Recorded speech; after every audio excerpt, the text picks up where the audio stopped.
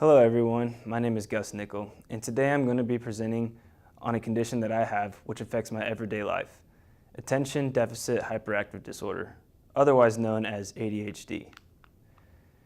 Imagine belly flopping off a 17-foot high dive onto the concrete.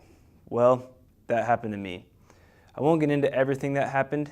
All I will say is that I was diagnosed with a traumatic brain injury initially. This led to my official diagnosis of ADHD. This changed my life forever. Living with ADHD isn't easy. Some of the things that I am going to discuss are the basics of ADHD and how it affects people, as well as how to give a well-articulated presentation with ADHD. So what exactly is ADHD, you might ask? ADHD is a neurobehavioral development disorder affecting preschoolers, children, adolescents, and adults, characterized by impulsiveness and inattention, with the component of hyperactivity. According to ADDRC.org, 6.4 million youthful Americans have ADHD. Symptoms of ADHD include attention span, high anxiety, and an adrenaline rush often occurring, as well as impulsiveness, poor planning, and poor time management skills. People with ADHD also tend to be procrastinators, and I can definitely confirm that. To avoid these issues, it takes a lot of self-discipline. For a lot of people, including myself, it helps to use medicine to assist in combating these issues, such as Vyvanse, Concerta, Focalin, or Strattera.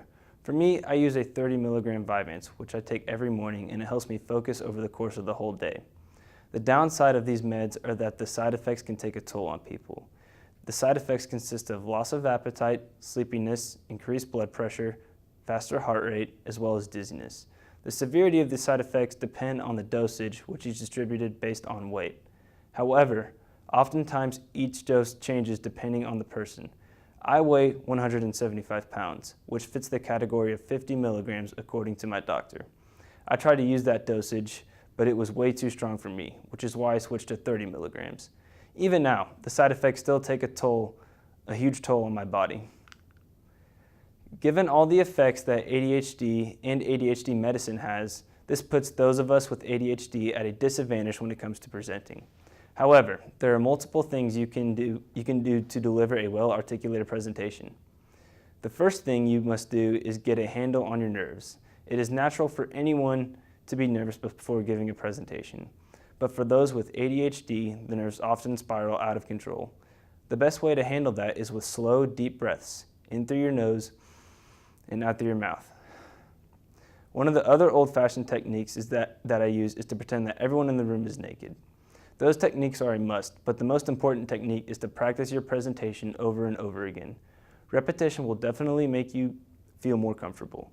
Rehearsing the material multiple times before the presentation can help you prepare and further ease your nerves before presenting.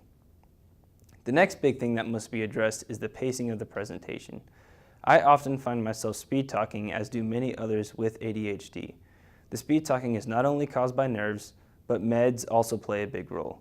Since these meds tend to speed up the heart rate and the rate of thinking, the talking speed is naturally going to be fast.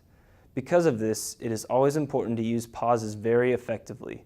Pauses will not only take off more time, but it will also make the message and point more emphatic.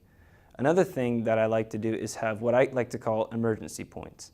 Emergency points are things to talk about relevant to the material in the presentation that you can use if you run out of things to say and need to meet a time requirement.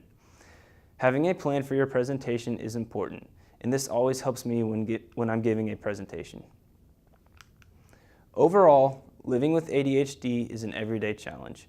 With all the effects that this disease has on a person, it is definitely harder to deliver a good presentation, though it is not impossible by any means. Anyone with ADHD can most definitely deliver a good presentation using various different techniques to combat things such as high anxiety, and fast talking. So if you know someone that has ADHD, one of the best things you can do is to have more patience when you are around them and always be willing to explain something more than once. That is all.